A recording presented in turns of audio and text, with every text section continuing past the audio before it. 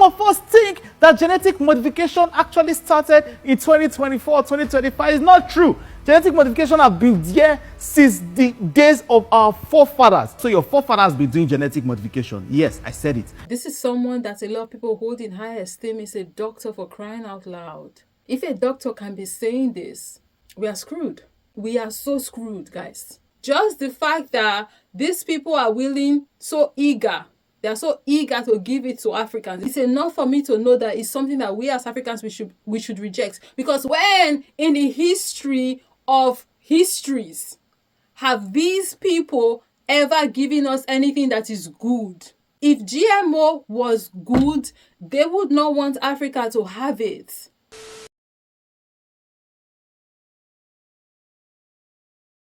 So Bill Gates, you guys know the guy, that one who is not a doctor or scientist in any way, shape or form, but likes to make vaccines and give to people, and is also obsessed with the population of the world and wants to reduce it. Reducing population growth, that's this big benefit. The key thing you can do to reduce population growth is actually improve health. Yeah, that one.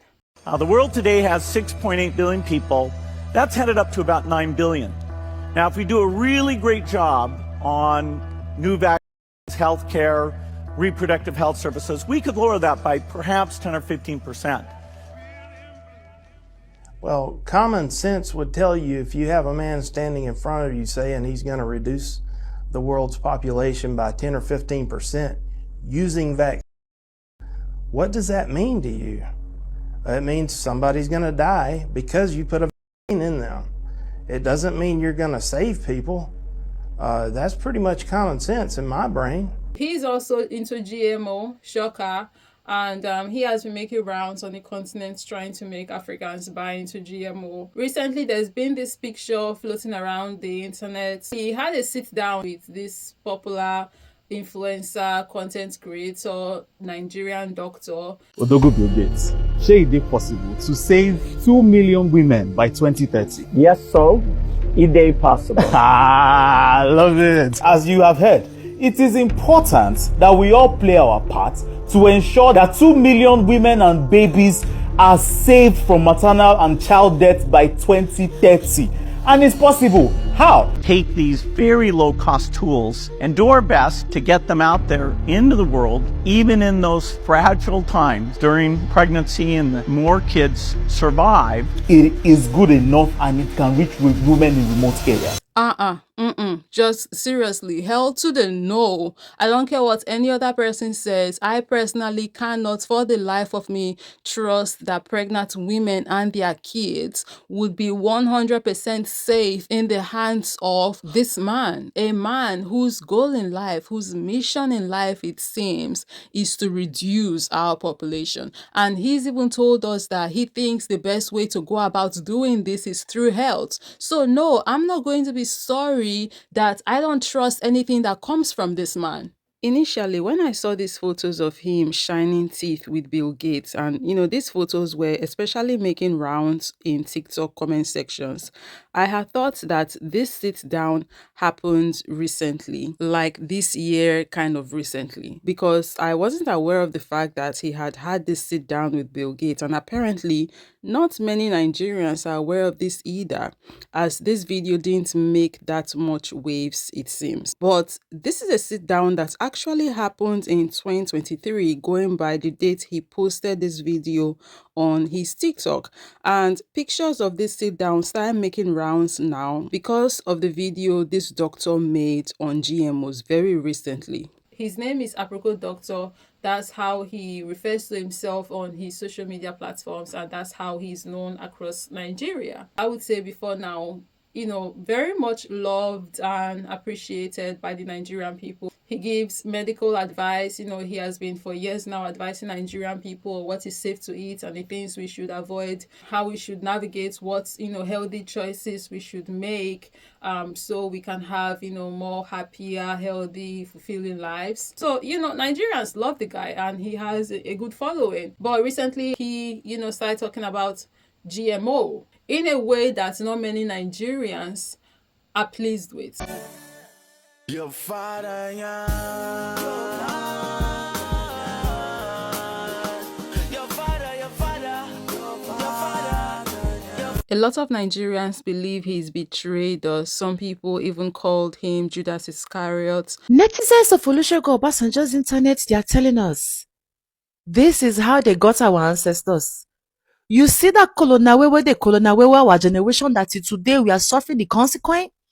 This is how it happened. And there's been speculations that he was paid to make the take that he did in the GMO video that he made. And that's why you would see some Nigerians reposting in comment sections the picture of him seated with Bill Gates, because some people believe that this is some kind of evidence that he's been bought over. You guys know where I stand on GMO. I've actually made a video on GMO before, and you know the fears and worries I have of it coming to the continent. If you want to check that out, it's linked down below in the description of this video. So let's get into the video. GMO, genetic modified organisms. I see, in my life, I've never seen a particular topic that have caused problem like this topic.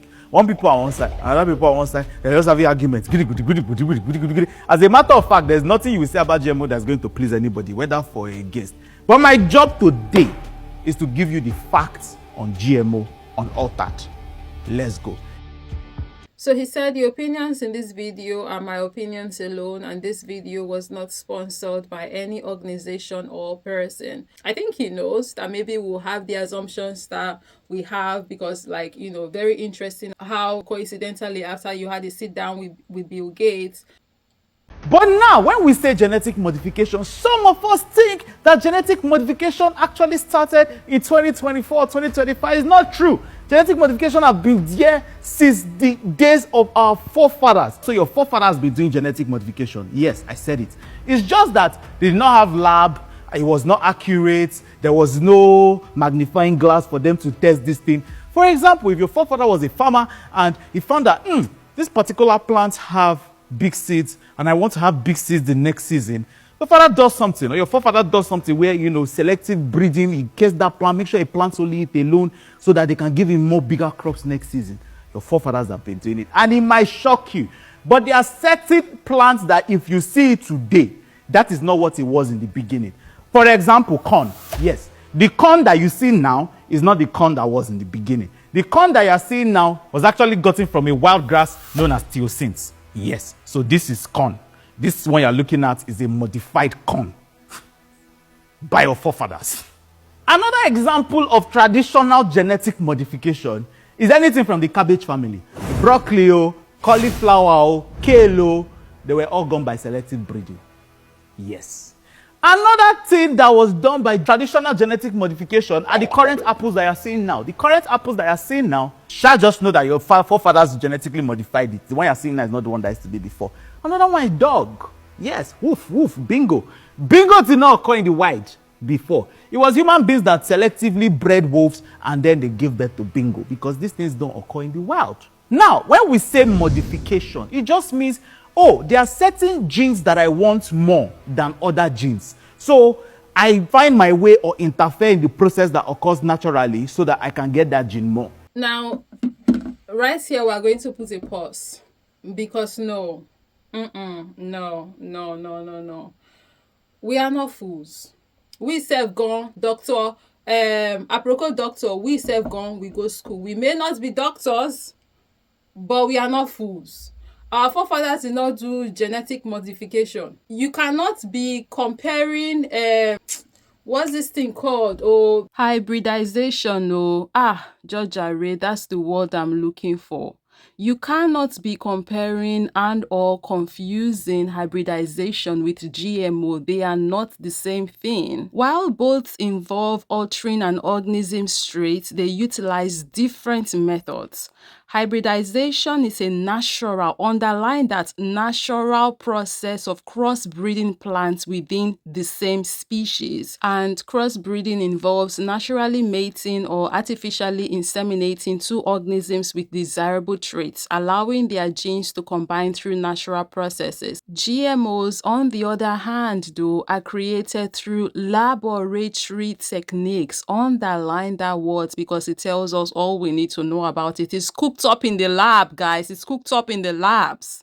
And it involves inserting genes from different organisms. And if you read some more on GMOs, you would find them saying things like they are created through genetic engineering techniques, right? Where specific genes are directly manipulated. Underline that word again. But the point is, you see how in hybridization and crossbreeding, they make sure to tell you that these things are natural processes.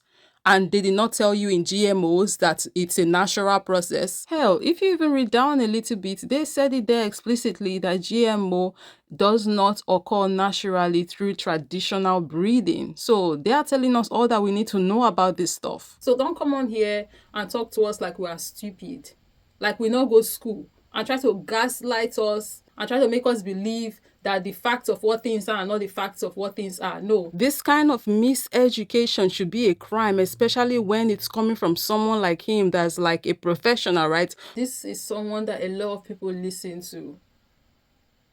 A lot of people are going to watch this and actually run with this. That's what is actually really getting to me right now. This is someone that a lot of people hold in high esteem. Is a doctor, for crying out loud. If a doctor can be saying this, we are screwed. We are so screwed, guys. We are in deep shit. Is GMO affecting our local farmers? So what that simply means is that if you plant the modified seeds in a place where you have local seeds or very close to local seeds, cross-pollination can happen. It's either wind will carry the reproductive parts of that plant, or insects will go to this place, fly to the other place, and before you know what's happening, cross-pollination can happen here. And if this modified seed is more dominant, it can overshadow the local seeds so that the local seeds can no longer germinate after a while. So that means that that local farmer no longer has a choice. If this particular modified seed are the sterile ones, it means that after a while, his seeds might not be able to grow anymore. You have taken that choice away from that local farmer. So yes, it can affect local farming. That one normal. When your forefathers, when they were doing what they were doing, the seeds that were coming from the plants, did they used to contaminate the soil? However, there are other upsides to the genetically modified plants. For example, there are certain areas where you don't have enough rain. Everywhere is always dry. Some of these modified seeds have been genetically modified in such a way that it can grow in those very harsh areas. Another reason why there's also genetically modification in some of these things is pests. How many of you remember when, if you buy beans, there's always carbide inside? That's one of the reasons why they now say, okay, rather than using carbide, let us modify these organisms in such a way that it is resistant to this particular insect, so that this insect can no longer survive where this plant is. It is also done to increase plant yield. In other words, more plants, more production, more harvest for the farmer, more food for everybody, and that's one of the pros. And I'm not buying it, because these people want to make it seem like it's hard for us to get food security, or it's hard for us to be able to get all the food that we all need. So now the solution is this GMO, right? Because these things get bigger, they grow bigger and faster than everything else. When actually the solution to food security is for our government to just invest in our farmers that are planting like the normal, everyday, organic, natural foods. Invest in them, give them the tools, the facilities that they need, give them lands, arable lands that they can plant on. We have a lot of them anyways just lying around. Give them access to these lands, give them aids and security so they can go and farm without having to fear for their lives. For goodness sakes, these are people who are producing our food for us, right? They should be safe. You know, there's a whole lot of incentivizing and subsidizing that the government can do for farmers, right? That would not only encourage people to want to be farmers, but it will also, you know, bring about us having more produce for everybody, right? So no, I refuse to believe that the answer to us having enough food for everybody is GMO. So no, it's not clicking for me how that is the only solution here. I don't see it. And then what he said about insects attacking our plants on the farm, right? That's nature. Correct me if I'm wrong, but is that not a phenomenon that has always been the case since the dawn of time? We as humans have this symbiotic relationship with the other plants and animals that we have around us, right? So, yes, some of them are what we consider pests, but like they survive off of the environment just as we do. Yes, they can be like terrible sometimes, for lack of a better word, or they can be stressing us, and they can be annoying, but it is what it is. That's how nature is. Like, these things too have to eat. Yes, they are annoying, and yes, they can do damage to the crops that we've planted, but we have found a way to naturally limit this kind of issues in the past, right? And I believe that we can continue like that. We don't now have to go and create this thing in the lab, this plant in the lab, because we are trying to starve, or we don't want these insects to eat, right? I just don't understand why that is the solution. Like, there are other ways to go about limiting the damage, quote unquote damage, that they do to crops without having to go all the way to this lab creation plants thing. And also, when I think about the fact that, like, okay, if we now go about making only these GMOs, or rather planting only GMOs, that will mean that eventually it will get to a point where some of these insects who feed on these particular plants are not going to be having food to eat anymore, meaning they are going to starve to death and die if they don't start eating something else. For example, that, like, I don't know how these things work, if they can like just switch to something else immediately, but if they cannot do that and they are not seeing food to eat, that would mean they would starve to death, die, and go extinct. No? Or is there something I'm missing? I stand corrected in the comment section, right? You guys will let me know how this works, if it works differently. And they also have some benefits to our planet. Like, everything that exists is useful. So I know some people might not agree with what I'm saying at the moment, and I don't even know if I'm being coherent enough to be able to make the point I'm making. But like, what I'm saying is, the way my brain is interpreting this, there is a subtle anti-nature element here, a subtle disregard for some aspect of nature, like in the insects on the farm category of nature, the ones we consider as pests, right? That I am not exactly down with. Like, yes, these insects can be a pain in the ass. I get that. But that don't mean that they are not useful, that we should now starve them to death, right? We should not get to that point where we want to move away from nature, because that's what this is giving me. There's this subtle layer of, let's find a way to, like, cut ourselves away from nature. We are supposed to be in community, in the symbiotic relationship with nature. And this is in some way like trying to remove us from nature. And I don't really like that. I think it's dangerous to nature, and I think it's dangerous to us as a species on this planet. Another concern about these GMO seeds is that a lot of the GMO seeds that are currently in circulation are actually controlled by a few companies. And these companies can decide what they want to do with it. They can say, I'm not selling to the farmers anymore. Some of them can even decide some of the prices that they are selling to these farmers. Some of them can even decide who they are selling to. Some of them have locked their IP and their patents in such a way that sometimes even the farmers are meant to sign contracts to decide whether they continue buying their seed or they use their normal seeds. When or our forefathers rather were doing what they were doing, did they have to deal with situation of now, if they plant this season, they will now have to go and buy seeds from someone to plant the next season? No, that's not what was happening now, was it? This is my mother's corn that she's preparing for the next planting season. Now I ask you, with GMO, can a farmer go to her farm to get seeds for the next planting season? The answer is no. And what happens when the West refuses to sell us these seeds? We'll have to bend our backs lest we go into famine. Do y'all know that farmers aren't allowed to save and reuse their seeds for the crops that they grow? And as a farmer who grows these seeds, we don't appreciate you telling the whole world the truth. She's right. Large, powerful seed companies make your food more expensive by holding farmers hostage. If you don't already know, farmers don't own their seeds. They pay for the right to plant that seed. This is my corn, but I don't own the genetics to my own corn. So if I harvest it and try to plant more, That's illegal. They can sue me. And they will, for a lot of money. But how would they find out? When you're a farmer and you buy your seed, they make you sign a contract. Meaning whenever they want, the seed company can come onto your property, dig up your plant, and check for their genetics. Even if it's an accident, like your neighbor's plant cross-pollinated, they can sue you. If it's natural, if it's normal, if it's like what our forefathers used to do, why do these farmers have to rely on going to buy seeds every single freaking time, every single planting season? There is also this factor of them people wanting us to be reliant on them for seeds so that they get to determine whether or not we go chop.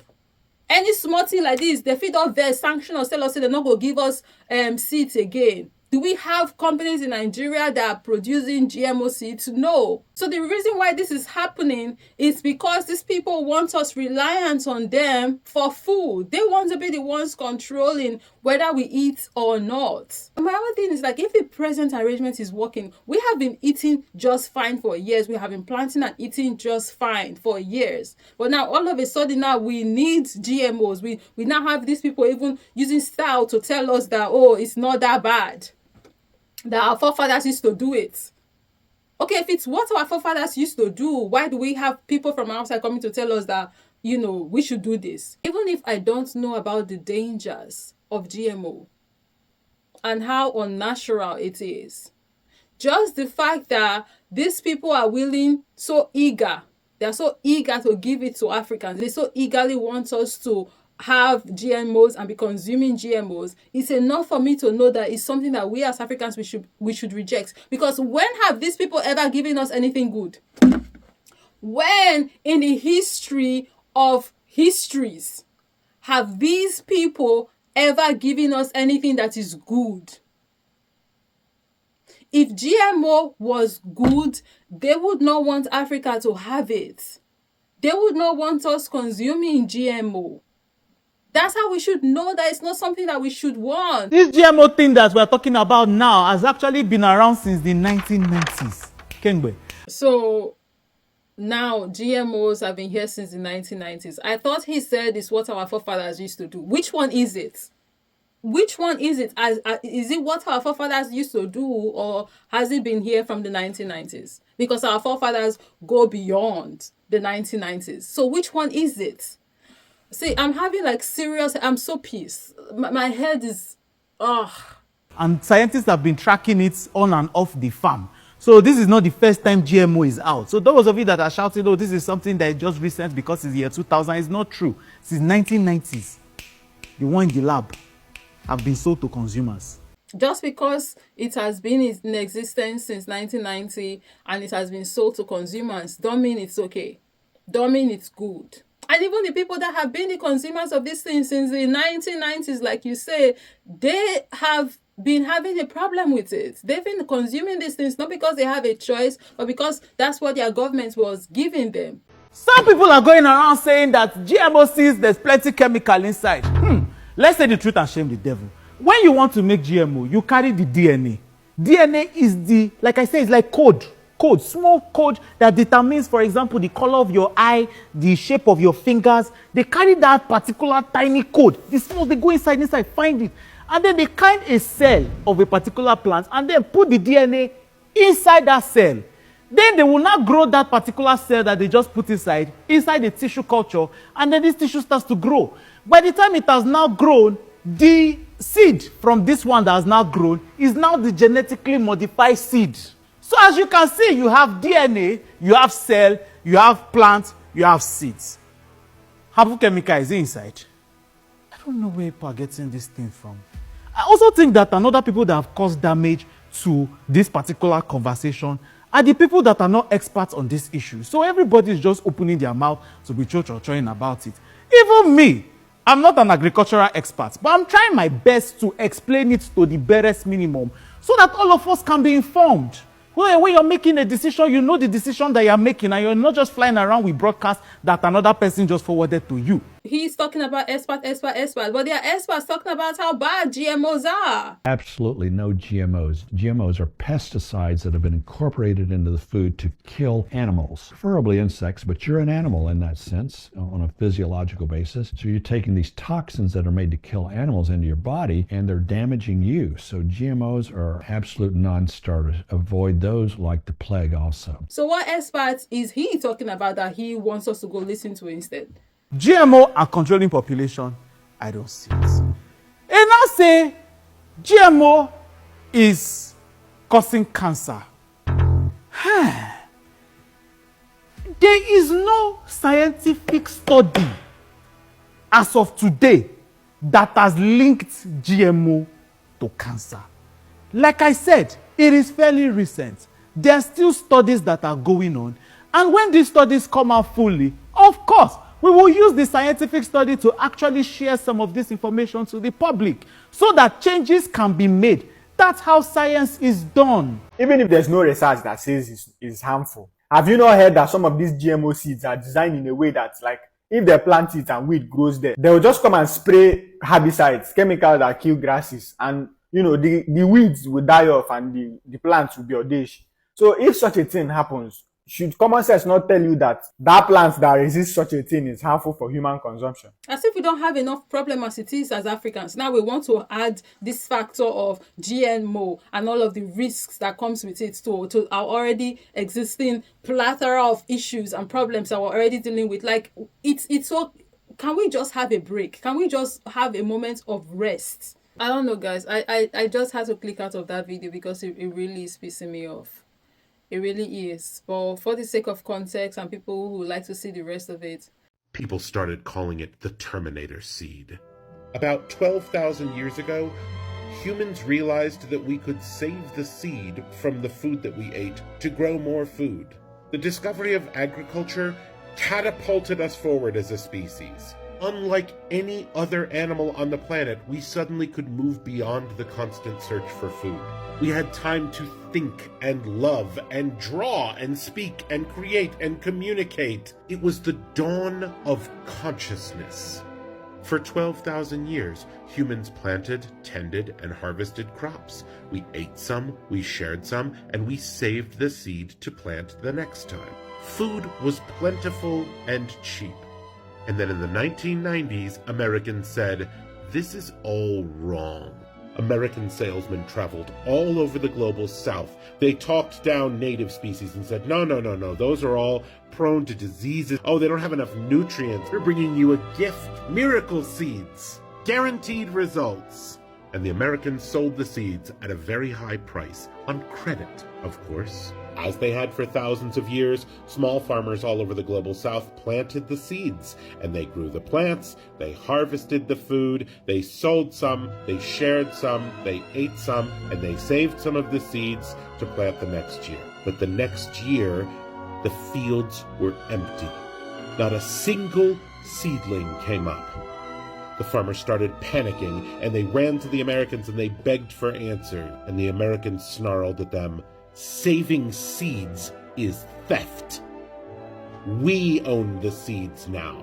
We own life itself. You have to buy new seeds from us every year." And the farmers suddenly found themselves enslaved in an endless debt cycle. The American plants were too uniform and they were more susceptible to pests and diseases. So now the farmers were forced to buy the Americans poisons to treat their plants. And the poisons killed off native species. They fouled the water and the air, stripped the soil of life. There is no greater threat to the people of this planet than American greed. Their culture is inhuman. They are the enemies of humanity. They must be stopped.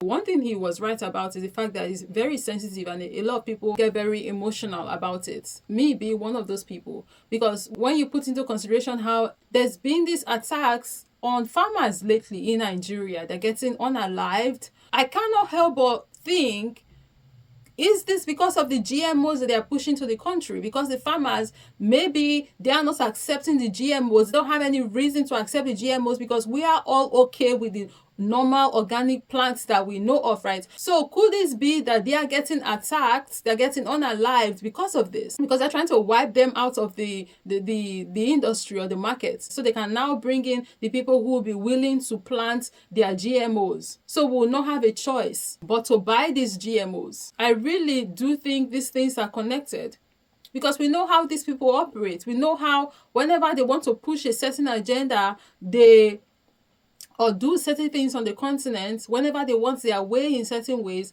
they, bring about instability and destruction and mayhem, right? So we have terrorist organizations, for example, like Boko Haram, to bring about instability so they can come in very swiftly and steal resources. And now farmers coincidentally are just getting unalived the same time they're talking about GMOs. You think it's a coincidence? I think not. I bought this cucumber 2 days ago when I was coming back from the gym. So I ate half of the cucumber. So this is the remaining cucumber. 2 days after. Look at look at it. If you touch the face now, it's not, I don't know. Are you seeing it very well now? Look at the face. As I'm touching it now, it's not, it has dried as anything. This is the only part that has little water. All this place is very, very dry. Very super dry. It's not spoiled, it's not everything. I grew up selling fruits. My mom sells fruits, and we sold cucumber for a long time. Now, it's like rubber. See the way I'm pressing it. See cucumber. 2 days ago. Insulin resistance, hormonal imbalance, everything. I don't know, guys. Like, I'm